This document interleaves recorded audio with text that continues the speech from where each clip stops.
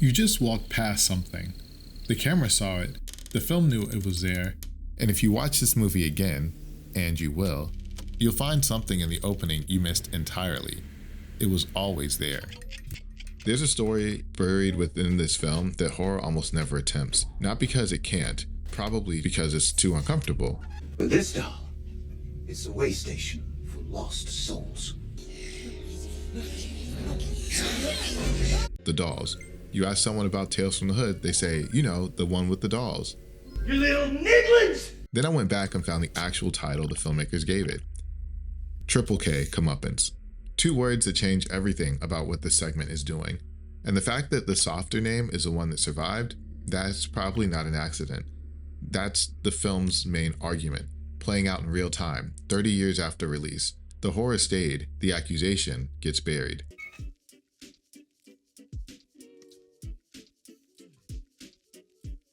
Look at this doll. It's more than a prop, more than a horror device. What if I told you it's a record? Miss Cobbs didn't make these dolls to haunt anyone. She made them because the people in the house were murdered before they could be witnessed. And she understood something that the plantation did not, that the unwitnessed don't disappear, they wait. Every doll in this house was a person, had a name. The record doesn't care how much time has passed. Hold on to it. Zora Neale Hurston said it in the 1930s, all skinfolk ain't kinfolk. Sharing someone's skin doesn't mean you share their loyalty. By the end of this video, I want you to decide, does this film agree with her, or does it go somewhere darker? We're going to prove it and let the film answer for itself. Before I show you what this film does, I want you to watch for something. There's an old man in this story. He appears early. He knows exactly what's in that house. He warns Duke directly, more than once. Watch how Duke treats him. There are certain things that we plan to do. There ain't nothing we need to do. They're gonna take care of it. They're gonna make him pay for being here. Who will make him pay, The sir? souls. The souls are gonna make him pay. Go away, old man. Do you think Duke didn't believe him, or do you think Duke didn't care? Then comment below, because those are 2 very different films, and which one you think this is will change everything about how the ending lands. This is Legacy of Folktales, where we find old stories in the new movies. This is chapter 2 of a 20-part video series. 2 videos that go further than this one are on Patreon right now. Miss Cobbs and the Mortician as Griot. Link below. I've been waiting for you boys. This is Tales from the Hood, 1995, an anthology film anchored by an eccentric mortician, 3 gang members trying to finish a deal, and 4 stories that are equally pulpy and socially conscious. Directed by Rusty Cundiff, who came up as a stand-up comic, and executive produced by Spike Lee, the film grew out of Cundiff's one-man show, which he called The Black Horror Show, Blackanthropy. His co-writer Darren Scott pushed to expand it into a feature, the only condition Cundiff said the story had to speak to the real trials of Black American life, not just cheap scares. When Rusty first said we should make these about social issues, I was like, what? Entertainment, it's a horror thing. And then the more I thought of it, I realized he was right, and that's what's made the project special all these years. To really appreciate what this film is doing, you need to place it next to something it was clearly in conversation with. HBO's Tales from the Crypt, a literal rotting corpse who pops up from the crypt to greet you for the evening's tale. On the surface, Tales from the Crypt and Tales from the Hood look like similar anthology formats. Same horror with the wink energy, same pulpy tradition. And they're not really the same. One of them is about fear as entertainment, the other is about fear as reckoning. Tales from the Crypt ran from 1989 to 1996. In fact, 3 months before Tales from the Hood came out, Tales from the Crypt would release Demon Knights, starring Jada Pinkett Smith as the final girl. It wasn't until researching this video that I saw that there were even 4 episodes that touched on social issues in the more than 7-year run of Tales from the Crypt. It's almost as if the horror was a sugar coating. The mortician, Mr. Sims, is played by Clarence Williams III, and it's worth pausing on his performance for a moment, because the character is doing something specific. He's a griot, a keeper of stories. The tales aren't told to just anyone, they're told for a reason. Now where's the that you found? Oh. The drugs. Sometimes, when a person's body has been through a lot, the soul is displaced. This doll is a place for the soul to survive until it can move on.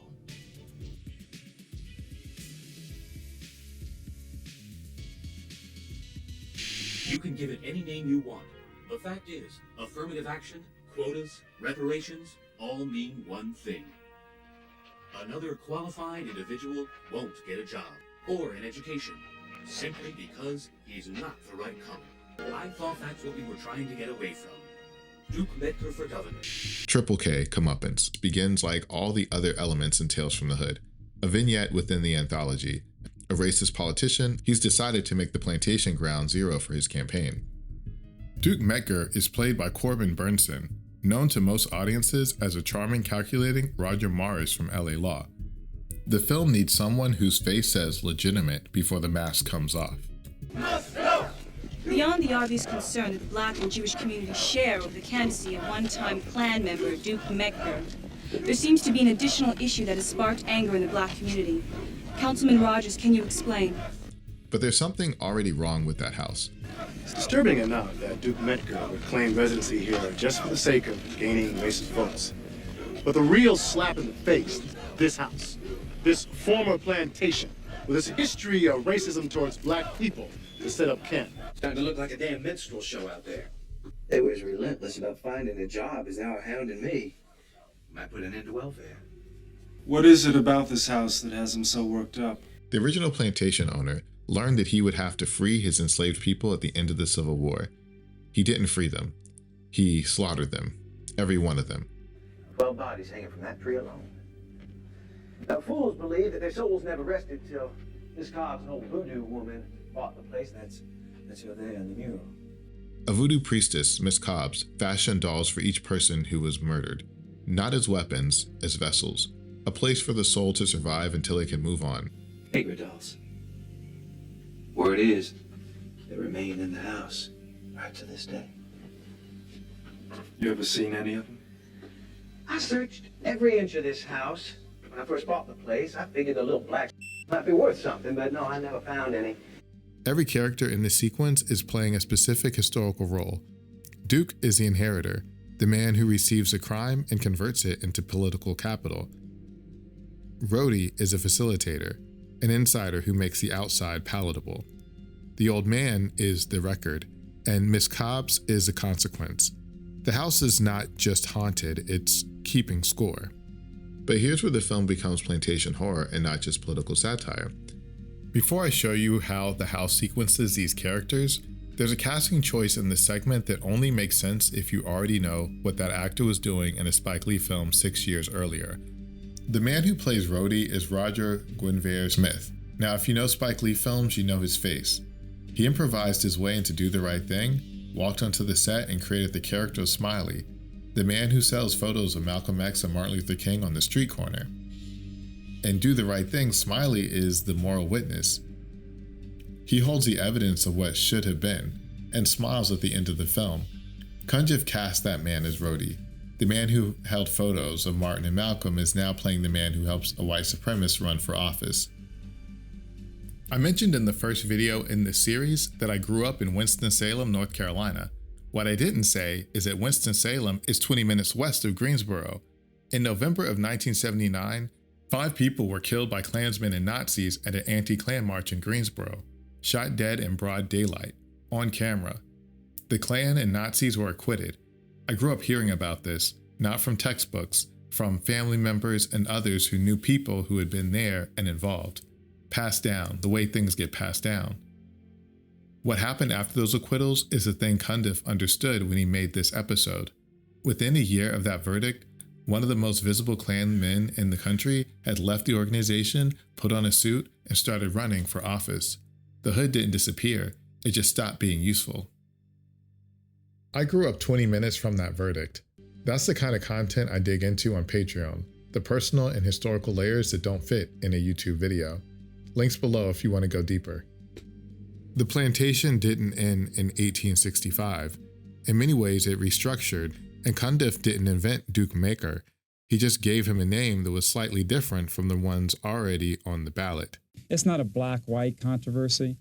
I'm an individual standing up for equal rights for everybody. Duke Medgar for governor, an original American. Isn't it about time? The villain of KKK Comeuppance, the character the film was punishing, wasn't invented either. Duke Medgar's name is a composite of two real men. David Duke, a former leader of a white nationalist organization who ran for governor of Louisiana in 1991 and received 39% of the vote, and Tom Metzger, founded a separate white national group and was successfully sued in 1990 for inciting the murder of an Ethiopian student in Portland. The film named them. These were living people, and it was remembered, at least by me, as the one with the dolls. Growing up in the South, it wasn't uncommon for field trips and even family trips to Charleston, South Carolina to include a stop at a plantation. I remember distinctly being a kid and being told that slaves were happy on a plantation, and thankfully having parents who would say, that's not the whole story. Tales from the Hood was released in a country that was still trying to decide if the Confederate flag should fly over state capitals. There's a piece of this story I had to pull out of the video, what Chris Rock was doing with the Confederate flag in 2000, and why it matters to what Cundiff was saying in 1995. That's on Patreon right now for Folk Hero members. Links in the description. You got the money? Yeah, we got the money, old man. Whoa, whoa, whoa, whoa, whoa. You get it when we get the the drugs. You get the drugs, then I get the money. Okay. You know, this is all new to me. I'm not a drug dealer. It wasn't until making this video that I even thought to read a review of Tales from the Hood. As far as I was concerned, it's a cult classic, and no review is going to change how I feel about it. I watched it as a kid, the doll scared me, the twist at the end was effective and memorable, and David Alan Grier played the meanest character I had ever seen him play after years of In Living Color, so I was surprised, but also not surprised, to learn that it was mismarketed. Apparently, when Tales from the Hood opened in May of 1995, the studio marketed it as a horror comedy, not a social horror film, and not a political film. It was something that you watched with your crew on Friday night, and the poster was a skull with sunglasses and gold teeth. The tagline was "Chill or be chilled." That poster is doing something specific, and it's telling a black audience this is safe, it's fun, and you should come and watch the movie. It's telling everyone else, don't worry, don't take this too seriously. The reviews landed exactly where the marketing aimed. They were mixed. Horror fans noted the anthology format, but a few critics mentioned the social themes. The dominant read in 1995 was, it's a genre picture, it's entertaining and not that serious. The cop beating segment of this film has Billie Holiday's Strange Fruit playing underneath it. Yes, the same 1939 protest song about the lynching of black people in the American South, and Billie Holiday was one of the only artists willing to record it. Cundiff put that song underneath a scene of modern police brutality. In 1995, only 2 years after the Rodney King verdict, an explicit line about lynching and what has happened on American streets, and it's reviewed as a horror comedy. You know, can we all get along? Can we get along? Cundiff said it himself. The studio didn't really know how to deal with the movie. They were afraid of the politics. He said in retrospect it was a very poor decision because everyone he talked to after the film was out said the same thing. If I had known what the film was really about, I would have seen it in the theater. He said directly that he wanted to make Tales from the Hood a redemptive horror film, not a comedy, not just a genre exercise. It used horror to deliver something true about the conditions Black Americans were actually living in, and he knew the message had to be hidden inside something people would pay to see. Writer Tanner Reeve Dew, one of the leading scholars of Black horror, put the distinction plainly. Cundiff was trying to make horror redemptive, which means there's a reason for the journey, even if the character doesn't survive. And that's a completely different contract with the audience than a skull with sunglasses and a gold tooth. The marketing suggested one thing, and the film was doing something else entirely. You little black You think you and some old voodoo can scare me out of my house? I don't care how many slaves died here. I didn't kill them. No reparations!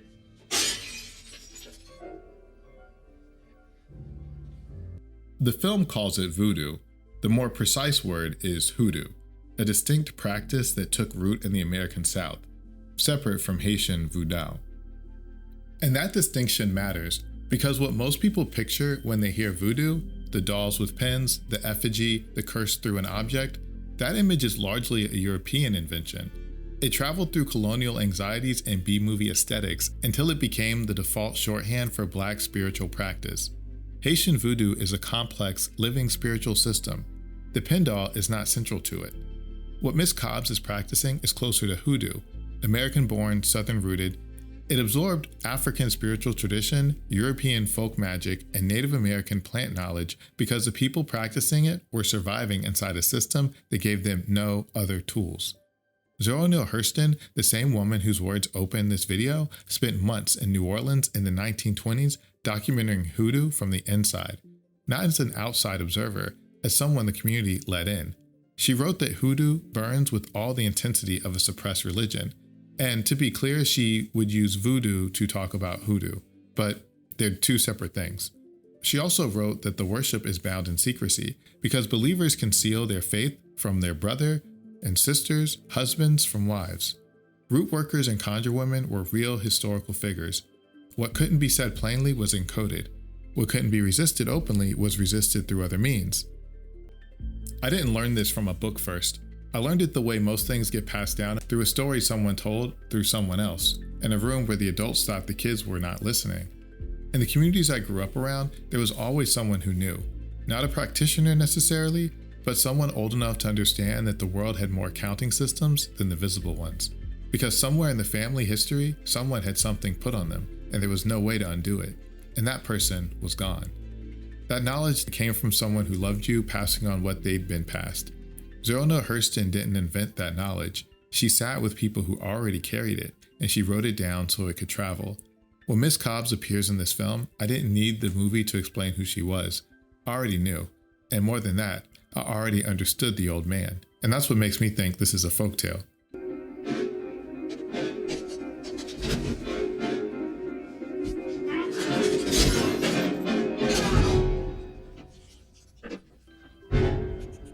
In the tradition that produced Miss Cobbs, the hoodoo tradition, the oral tradition Hurston documented, the elder who knows is not a peripheral figure. They're the most important person in the room. Not because they have power in the conventional sense. It's because they lived long enough to watch the scales balance. They've seen what happens when the truth gets ignored often enough that they've stopped being surprised by it. They just say it plainly to whoever will listen, and they're not particularly invested in whether you believe them or not. The old man in this film is that figure. He's not supernatural. He doesn't have to be. He just knows what's in that house, and he says so directly. And Duke barely registers him. It's not out of ignorance. I believe Duke's making a choice, but I want to know what you think. And the film is about to show you what that choice costs. That noise, man. Let's just get the shit. Don't worry. You'll get the shit. You'll be knee deep in the shit. I've got it hid. Now watch what happens to the man who walks into that house and decides none of it is real. So what are you telling us, Duke, that your former affiliation with K is not something that the voters should concern themselves with in this election? We all have a past now, don't we? No. Look, I want you to watch me, all right? Take the camera. I want you to film me. Aren't you afraid of the dolls? What about the ghosts? Well, the only spooks that I'm afraid of are the ones with guns. That's a good one, Rhodie. I like that. I believe I'm going to use it. No, not if you want to get elected, you won't. This is the real response to that one. You know, I'm not concerned with ghost stories. I'm concerned with traditional American values. Original. The first person to die in this film is Rhodie, not Duke. It's Rhodie.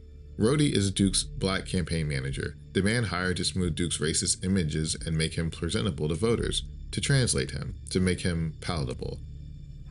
But it's your job, Mr. $10,000 a week image maker, to change all that, to soften the hard edges, mold me into a respected man of the people. Oh, well, I've got my work cut out for me, don't I?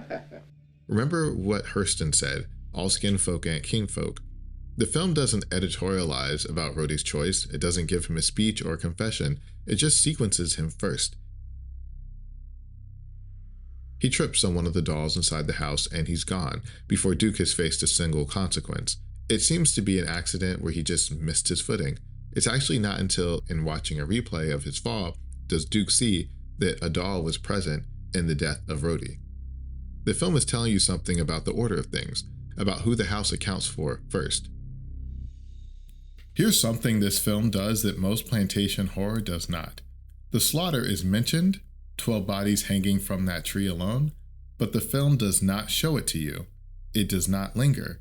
You don't need a refresher because the trauma is encoded in the dolls. That's a specific choice, and I think it matters a lot because there's a version of the story that makes you watch the violence again, and that proves its case by showing you the worst of it. Cundiff doesn't do that. He trusts the audience already knows what happened in that house, and because of that, the horror is not the slaughter. The horror is that someone is running a campaign out of it.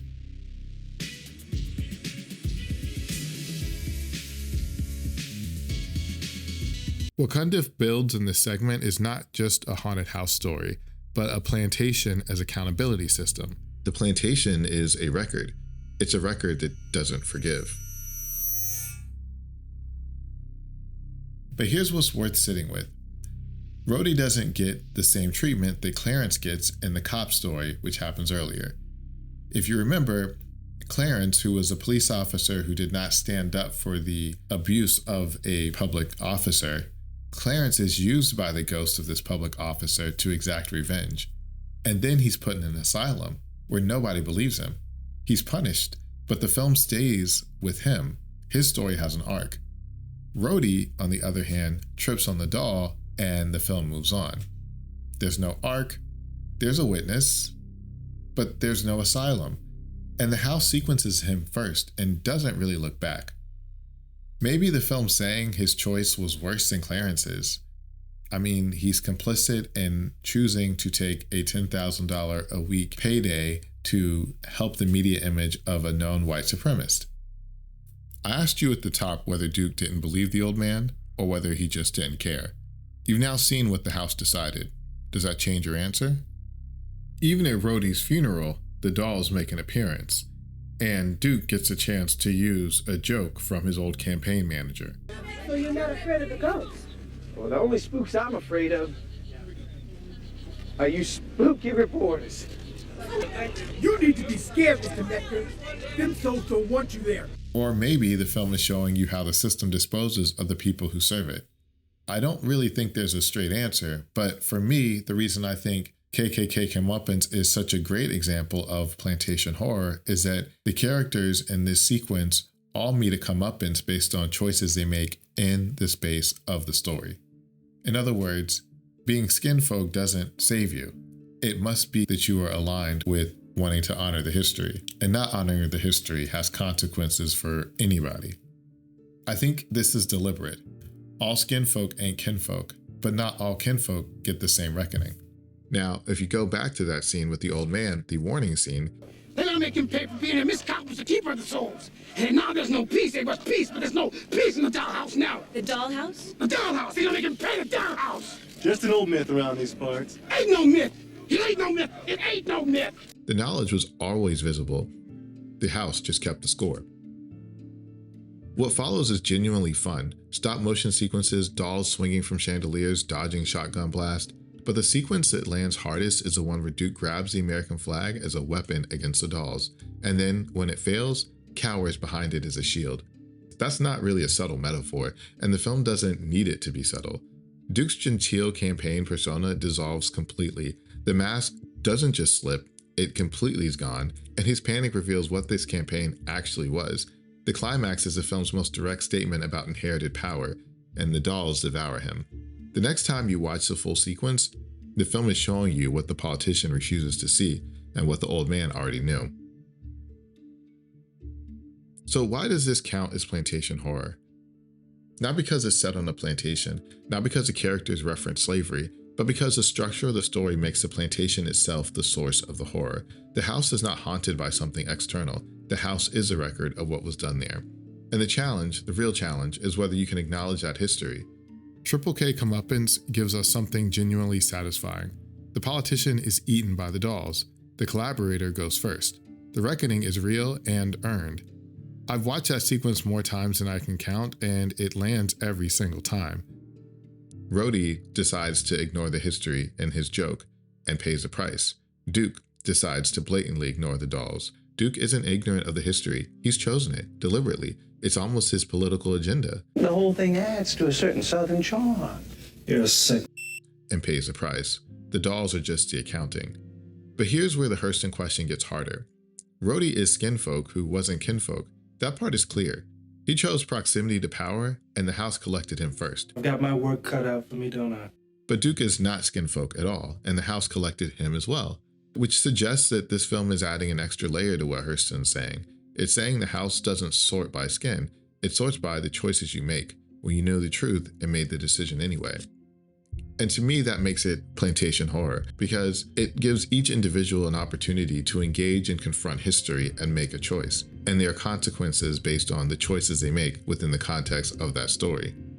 The director came up as a stand-up comic. He knew that comedy and horror run on the same engine: timing, tension, release. What this shows is that even in 1995, plantation horror was not hypothetical. It already existed and it worked. But if it was already working in 1995, why did it take another 22 years before a film in this space made $255 million at the box office? Why did Get Out in 2017 feel like a first when this film was there already? Comeuppance was talked about this directly. They tried to get a sequel made within a year of the original, couldn't get it off the ground, studio heads changed, the project died. Then Get Out happens, it makes $255 million, and suddenly there's inherent interest. They get the green light for Tales from the Hood too. Comeuppance said it himself. The stories, sadly, somehow all seem to be still pertinent. It's like we're living so much of these things over and over again. In one way, it's gratifying that people still have a connection to it and new people find it. And then on the other hand, it's kind of frustrating that you're still dealing with the same ills in society. But I guess in a sense that's understandable, because, the whole idea behind Tales anyhow was that we are the monster. Humanity, we're our own monster. There's, the paranormal is not really what we have to be afraid of. We really have to be afraid of the people walking up and down the street. That's who's going to come and get us. So, does this film agree with Zora Neale Hurston? Partially. Hurston said all skinfolk ain't kinfolk. Rhodie proves that. He shared something with the people his work was harming, and it did not protect him. The house counted him among the accountable. But the film goes further than Hurston. Duke Metker shares nothing with the victims in those walls. Different story, different skin, different world, and the house came for him too. What this film is actually saying is older than Hurston's proverb. It's saying the house doesn't care about skin. It only cares about what you chose, when you knew the truth, and you made a decision anyway. Rhodie knew, Duke knew, the dolls kept count. Yet the plantation still stands at the end of this story. The history did not burn. The record is still intact. The dolls did their counting, and then the house went quiet. What this genre keeps doing, even in films that get everything right, is giving a catharsis that real history hasn't provided. So Duke may be gone, but the plantation remains. And the next politician just needs a different campaign manager. Here's what I want to sit with before we close. I knew this film as the one with the dolls. That's it. That was most of my memory. The doll scared me. The twist landed. I filed it all away. It wasn't until I stopped to make this video, when I started asking what was happening in 1995 and what was happening 20 minutes from where I grew up, that I learned what this segment was actually touching. And the film that showed you that mechanism, that showed you exactly how the hood becomes a suit and the plantation becomes a campaign, was filed under the one with the dolls. Well, at least to me. Now here's the thing I keep turning to. Get Out was marketed as a social thriller. It had a language. People knew what they were walking into. That language gave audiences permission to take it seriously, to argue with it, to laugh, to bring it into a film school syllabus, with think pieces and even YouTube essays. Tales from the Hood didn't have that language. The poster was a skull with sunglasses and gold teeth. And it survived anyway. 30 years later, it's still being discovered, still connecting, still landing. Maybe that's the Trojan horse argument. Maybe the gift is that it looked like a B-movie, because the B-movie gets inside the door. Or maybe, and this is a question I can't resolve, the genre still may not have the language it needs to protect work like Triple K Comeuppance. Because without a name for what you're watching, you can't know what you're seeing. And if you don't know what you're seeing, the films that get it most right are most likely to be buried. Tales from the Hood was mismarketed, and it was telling you the truth about 1995 the whole time. Here's what I want you to sit with. The film gives both Rhodie and Duke the same ending. The house doesn't distinguish between the man who chose power and the man who chose proximity to power. Is that justice? Or is it the house being indifferent? Leave your answer below. Stories like my time visiting plantations are the reasons why I made this shirt, because the plantation is a haunted house, and I've been wearing it while making this video. You can grab your own and other merchandise from the Legacy of Folktale store and our YouTube shelf below. Because the next film in this series asks a harder question, not whether the house sorts by skin, but what happens when skin itself becomes a weapon. That film is The Skeleton Key. After this one, you'll understand exactly why.